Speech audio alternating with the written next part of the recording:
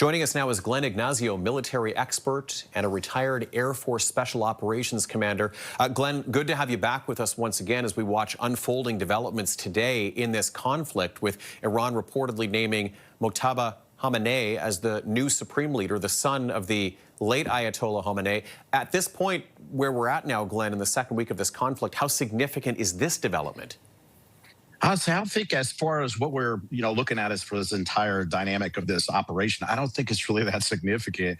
And I don't mean to downplay that. It's just we heard rumors about it this past week. And I mean, in all seriousness, a lot of people are like, hit your stopwatch, because how long is this individual going to be around for? But at the same time, he's the one who can actually make the decision to say, do a completely unconditional surrender, right? But I don't think it really changes the dynamic, because this is the whole list of that so-called continuity that I believe they try to have that they'll probably step through. I don't think it's going to be that much of an impact.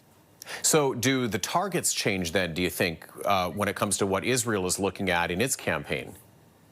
I think one of the biggest things is, again, they went down that whole path. I mean, that 30-something that were originally trying to name it, they took out a significant. So, again, they're going down that regime path. So as soon as somebody's named, there seemed to be taking, again, the head off. And the whole idea is that there is no organization, leadership, or people to make decisions. And that's where I think the whole protesters and the people of Iran will make the decision. That seems to be the tactic as far as what we're looking at as a regime change for that effort.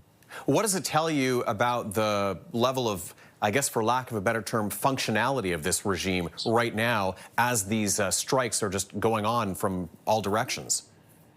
I think it's definitely decimated. And the same thing about the whole command and control, about being able to coordinate your, like, for example, your fires, have the organizations launching weapons at a similar time or similar targets.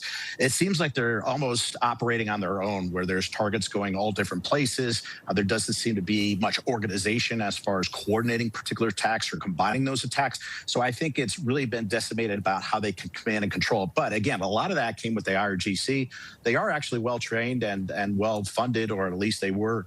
And I think that's one of the things that we're seeing now, with the weapons going in all different places. But I don't think that's coming from the supreme leader as it was in the past.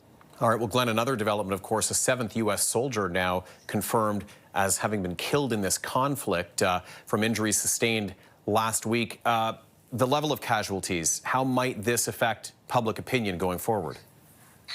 Unfortunately, I think it's impacting it, and I want to address this really the best way. Is that one of the ways that we've seen these operations in the past have been rather clean in Venezuela and other things where we haven't had anybody lost. And I think that mostly people get complacent to that because of the technology and so forth. But you have to remember, from what went on in Venezuela and others, Iran for 40 years has been able to get a lot of technology, advanced this, trained. They're actually very well equipped, very well trained. And so this is a very significant adversary.